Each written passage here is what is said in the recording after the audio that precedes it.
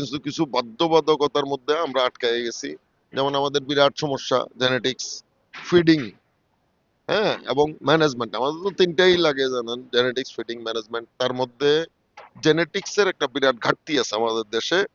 হ্যাঁ, যে আমাদের দেশে কিন্তু আমাদের অনেক আগে থেকেই উচিত ছিল আমাদের রিসার্চ সেন্টার বা গভর্নমেন্টের যে অর্গানাইজেশন গুলা, গভর্নমেন্টের যে রিসার্চ অর্গানাইজেশন গুলা বিভিন্ন জাত এনে বাংলাদেশে পরীক্ষা করে দেখা যে আসলেই আমাদের ওয়েদারে কোনটা ভালো করে। কিন্তু আমরা কিন্তু এই কাজটা করি নাই। যাদের দায়িত্ব ছিল, হ্যাঁ, আমাদের রিসার্চ অর্গানাইজেশন, ইউনিভার্সিটি গুলো এবং প্রাণী সম্পদ বিভাগ, ওনারা কিন্তু একজনও করেননি।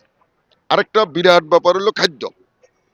আমরা আমরা কিন্তু বিলেনে পরিণত হচ্ছি এবং আমাদের কিন্তু পরিণত করা হচ্ছে। এই যে সাংবাদিক ভাইয়েরাও আমাদের বিলেন বানাই ফেলাইতেছে, পাবলিকও আমাদের বিলেন বানাই ফেলাইছে, বিশেষ করে বক্তা যারা।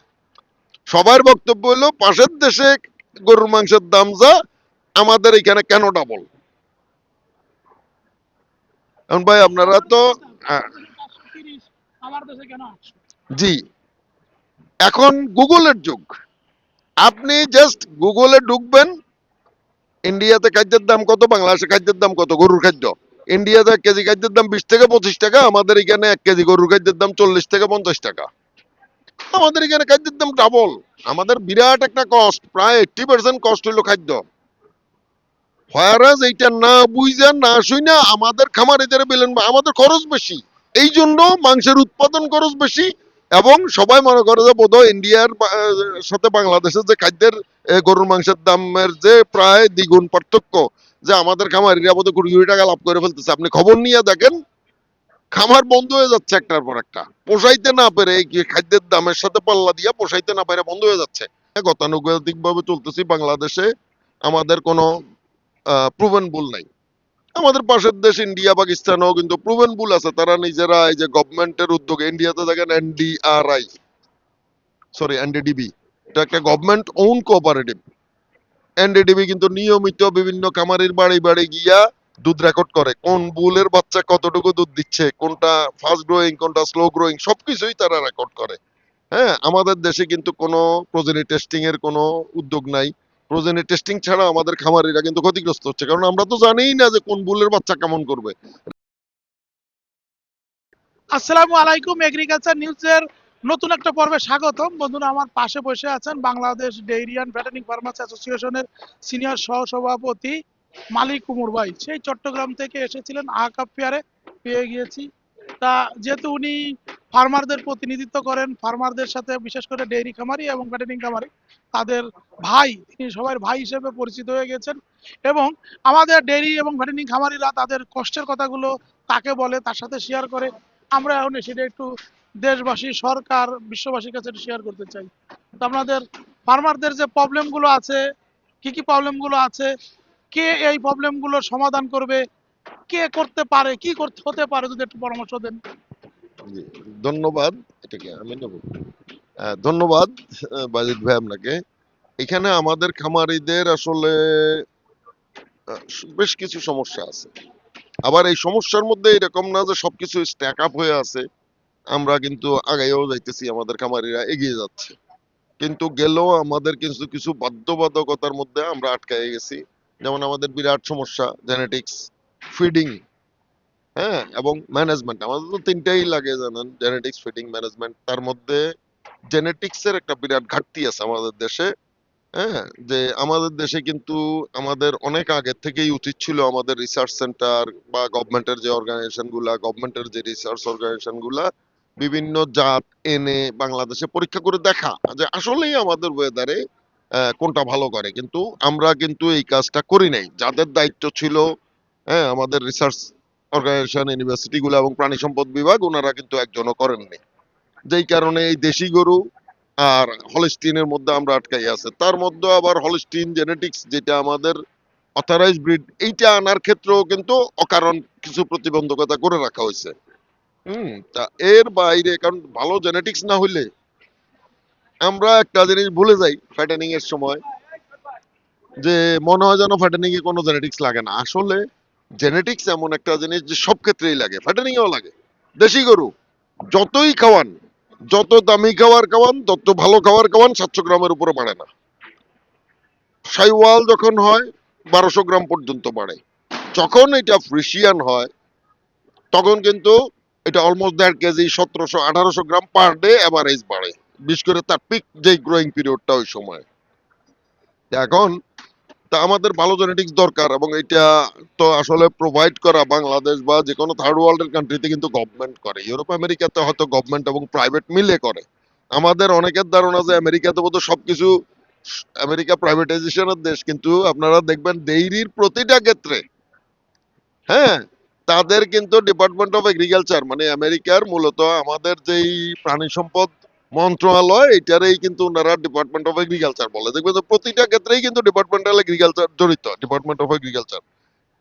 এবং ওইখানেও কিন্তু আসলে উন্নত বিশ্বেও কিন্তু গভর্নমেন্টের একটা বিরাট পার্টিসিপেশন থাকে এই বিশেষ করে ব্রিড ডেভেলপমেন্টের ক্ষেত্রে। কিন্তু আমাদের এখানে কিন্তু আমরা আসলে পার্টিসিপেশন পাই না, গতানুগতিক ভাবে চলতেছি বাংলাদেশে। আমাদের কোনো প্রুভেন বুল নাই। আমাদের পাশের দেশ ইন্ডিয়া পাকিস্তানেও কিন্তু প্রুভেন বুল আছে, তারা নিজেরা এই যে গভর্নমেন্টের উদ্যোগে, ইন্ডিয়াতে দেখেন এনডিআরআই, সরি এনডিডিবি, এটা একটা গভর্নমেন্ট ওন কোঅপারেটিভ। এনডিডিবি কিন্তু নিয়মিত বিভিন্ন খামারির বাড়ি বাড়ি গিয়া দুধ রেকর্ড করে, কোন বুলের বাচ্চা কতটুকু দুধ দিচ্ছে, কোনটা ফাস্ট গ্রোয়িং কোনটা স্লো গ্রোয়িং, সবকিছুই তারা রেকর্ড করে। হ্যাঁ, আমাদের দেশে কিন্তু কোনো প্রজেনি টেস্টিং এর কোনো উদ্যোগ নাই। প্রজেনি টেস্টিং ছাড়া আমাদের খামারিরা কিন্তু ক্ষতিগ্রস্ত হচ্ছে, কারণ আমরা তো জানিই না যে কোন বুলের বাচ্চা কেমন করবে। র্যান্ডম খালি প্রত্যেকটা ব্রিডিং স্টেশন বুল আনতেছে, মানুষের কাছে বীজ বেচতেছে। কোনোটা 7 লিটার দেয়, কোনোটা 10 লিটার দেয়, কোনোটা 15 লিটার দেয়, দুই একটা ভালো হয়, ওই দুই একটা দিয়ে ডেইরিও চলে না। আবার ফাস্ট গ্রোয়িং যদি না হয় ওগুলা দিয়ে ফ্যাটেনিং চলবে না। এই জন্য প্রজেনি টেস্টেড বুল লাগবে। প্রজেনি টেস্টেড হলে কি হবে, এটা ফাস্ট গ্রোয়িং কিনা, যে ষাঁড় বাছুরগুলা ফ্যাটেনিং এর জন্য উপযুক্ত কিনা, এবং দুধের ক্ষেত্রে এটা বেশি দুধ পাবো কিনা, এটা কিন্তু জানা যাবে। আরেকটা বিরাট ব্যাপার হলো খাদ্য। আমরা আমরা কিন্তু বিলেনে পরিণত হচ্ছি, এবং আমাদের কিন্তু পরিণত করা হচ্ছে। এই যে সাংবাদিক ভাইয়েরাও আমাদের বিলেন বানাই ফেলাইতেছে, পাবলিকও আমাদের বিলেন বানাই ফেলাইছে, বিশেষ করে বক্তা যারা। সবার বক্তব্য হলো পাশের দেশে গরুর মাংসের দাম যা, আমাদের এখানে কেন ডাবল। এখন ভাই আপনারা তো আহ, আমার দেশে কেন 800? জি, এখন গুগলের যুগ। আপনি জাস্ট গুগলে ঢুকবেন, ইন্ডিয়াতে খাদ্যের দাম কত, বাংলাদেশে খাদ্যের দাম কত, গরুর খাদ্য। ইন্ডিয়াতে 1 কেজি খাদ্যের দাম 20 থেকে 25 টাকা, আমাদের এখানে 1 কেজি গরুর খাদ্যের দাম 40 থেকে 50 টাকা। আমাদের এখানে খাদ্যের দাম ডাবল। আমাদের বিরাট একটা কস্ট, প্রায় 80% কস্ট হইলো খাদ্য। হোয়ারাজ এইটা না বুঝা না শুইনা আমাদের খামারিদের বিলেন, আমাদের খরচ বেশি, এই জন্য মাংসের উৎপাদন খরচ বেশি। এবং সবাই মনে করে যে বোধহয় ইন্ডিয়ার সাথে বাংলাদেশের যে খাদ্যের গরুর মাংসের দামের যে প্রায় দ্বিগুণ পার্থক্য, যে আমাদের খামারিরা বোধহয় কোটি কোটি টাকা লাভ করে ফেলতেছে। আপনি খবর নিয়ে দেখেন, খামার বন্ধ হয়ে যাচ্ছে একটার পর একটা, পোষাইতে না পেরে, এই খাদ্যের দামের সাথে পাল্লা দিয়া পোষাইতে না পেরে বন্ধ হয়ে যাচ্ছে। আমরা কিছু ফার্মার যারা অনেক বছর ধরে ব্যবসা করি, কিছু অভিজ্ঞতা আছে, কিছু ইফিসিয়েন্সি আমাদের হয়েছে, ওইটা দিয়ে আমরা হয়তো কোনো রকমে পোষাইতেছি। তাও এরকম না যে আহামরি লাভ করতেছে যারা পুরানো বা অভিজ্ঞ ফার্মার আছে, হয়তো ওরা ঠিকই আছে।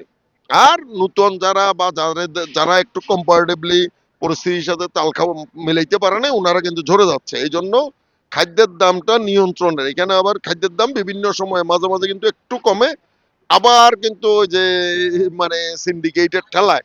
যেমন আপনি খবর নিলে দেখবেন গত 6 মাস ধরে এই সয়াবিনের মিলের মার্কেটে একটা অস্থিরতা তৈরি করা হচ্ছে, আমাদের 2-3টা মিলের কারসাজিতে আমি যেটা শুনছি আর কি। কয়েকদিন পর পরই 400-500 টাকা বেড়ে যায়। একই অবস্থা আমাদের গমের ভুসি, যখনই কোরবানির ঈদ কাছায় আমাদের ময়দার মিলগুলা সবগুলা একত্র হয়ে গমের ভুসির দাম বাড়ায় দেয় সবাই একসাথে। একই অবস্থা ধানের কুড়ার ক্ষেত্র, মানে গরুর যেগুলা খাদ্য, গরুর খাদ্য তো আসলে মানুষের খাদ্যের বাই প্রোডাক্ট। এবং আপনি খবর নিলে দেখবেন আটার চেয়ে গমের ভুসির দাম বেশি বাংলাদেশে, মটরের ডাইলের চেয়ে মটরের ভুসির দাম বেশি। এইটা পুরাটাই সিন্ডিকেটের কারসাজি, নইলে মটরের ডাইলের চেয়ে মটরের ভুসির দাম কেমনে বেশি হয়, আটার চেয়ে কেমনে, আটা তো প্রোডাক্ট, গমের ভুসি বাই প্রোডাক্ট। সারা পৃথিবীতে বাই প্রোডাক্টের দাম কম, অলমোস্ট অর্ধেক বা তারও কম। এটা তো ফেলে দেওয়া জিনিস, জি, ফেলে দেওয়া জিনিসটা আমরা আমাদের এখানে উল্টা বেশি, এবং এটা সবাই মিলে একজোট হইয়া করছে। এর বাইরে আবার আমাদের কিছু অকারণ প্রতিবন্ধকতা তৈরি করা আছে গোখাদ্য আমদানিতে। হ্যাঁ, আমদানিতে যেমন কিছু ফিড মিলারের সুবিধা দেওয়ার জন্য ফিড মিলারদের ক্ষেত্রে ট্যাক্স নাই বা সামান্য ট্যাক্স, কমার্শিয়াল ইম্পোর্টারের জন্য ট্যাক্স বেশি, প্রায় 15 থেকে 20% ব্যবধান। এইটার কারণে কি হয়, কমার্শিয়াল ইম্পোর্টাররা ইম্পোর্ট করে না। হ্যাঁ, তো এইটা না করার কারণে বা করলেও ওরা ট্যাক্স দিয়ে করে। আমরা যারা রেডি ফিট খাওয়াই না, নিজেরা খাদ্য বানায় খাওয়াই, আমাদের কিন্তু ওই বেশি দামে খাদ্য কিনতে হয়। এবং বাংলাদেশের অ্যাকচুয়ালি 90% খামারেই কিন্তু গরুর ক্ষেত্রে রেডিফিট খাওয়ায় না। পোলট্রিতে অনেক বেশি রেডিফিট খাওয়ায়, গরুর ক্ষেত্রে কিন্তু রেডিফিট খাওয়ায় না। হ্যাঁ, এটা আসলে যুগ যুগ ধরে এইভাবেই চলে আসতেছে। কিন্তু আমাদের দেখা যাচ্ছে মানে রীতিমতো মানে চিপে ধরে আমাদের বাধ্য করা হইতেছে। আমরা আমরা আমরা যদি একটা একটা করে ফ্রেশ জিনিস কিনে নিজেদের গরু নিজে খাওয়াইয়া স্বাচ্ছন্দ্য বোধ করি, আমাদের কেন জোর করে ফিড কোম্পানি থেকে ফিড কিনতে বাধ্য করা হবে? এবং এটার কারণে কিন্তু ফিড কোম্পানিগুলো আমাদেরকে এক্সপ্লয়েট করতেছে।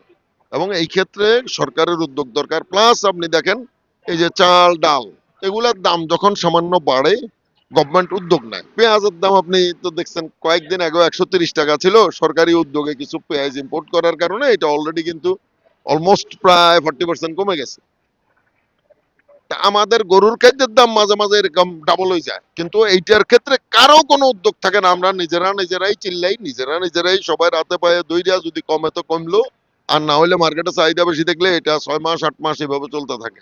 তো এই ক্ষেত্রে সরকারি উদ্যোগ দরকার, সরকারি সহযোগিতা দরকার, এবং প্রাণী সম্পদ বিভাগ বা খাদ্য মন্ত্রণালয় বা বাণিজ্য মন্ত্রণালয়, ওনাদের উদ্যোগ দরকার।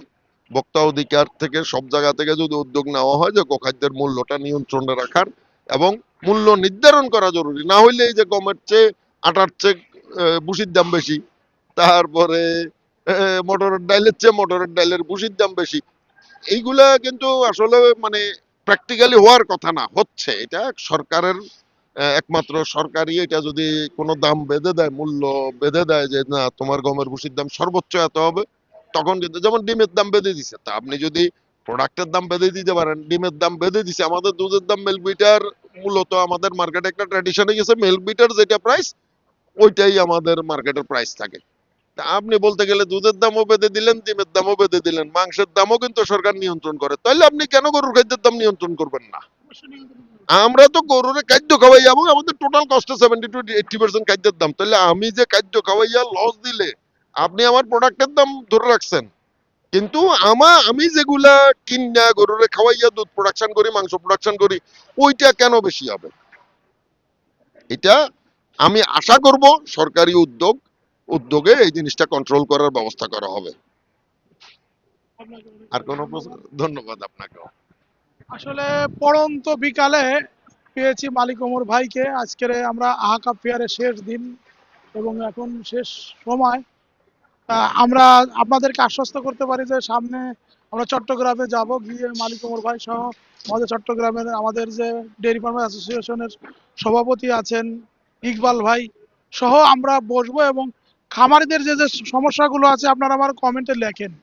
ওই কমেন্টগুলো নিয়ে নিয়ে আমরা কিন্তু ওইখানে বসে আলোচনা করব, ডিসকাস করব এবং পাশাপাশি আমাদের যারা সরকার বাহাদুর আছে আমরা চেষ্টা করব প্রাণী সম্পদ অধিদপ্তর, তারপর মন্ত্রণালয়, এবং সামনে যদি আমাদের নির্বাচিত সরকার আসবে সেখানে নিশ্চয়ই একজন ভালো মন্ত্রী পাবো আমরা প্রাণী সম্পদ, মৎস্য প্রাণী সম্পদে। আমরা সেই জায়গায় কিন্তু এই জিনিসগুলো আমরা জানাবো যে আমাদের এই দরকার। এইটা যদি না করা হয় তাহলে আমাদের এই সেক্টর অনেক ক্ষতি হবে। দীর্ঘদিন আমাদের খামারিরা অনেক ক্ষতিগ্রস্ত আছে, এদেরকে মানে ঘুরে দাঁড়ানোর সুযোগ দিতে হবে, খামারগুলোকে টিকায় রাখতে হবে। এই জিনিসগুলো কিন্তু আমরা চেষ্টা করব। তো সবাই ভালো থাকুন এবং সবাই কমেন্ট করুন। সবাই আল্লাহ হাফেজ। ধন্যবাদ।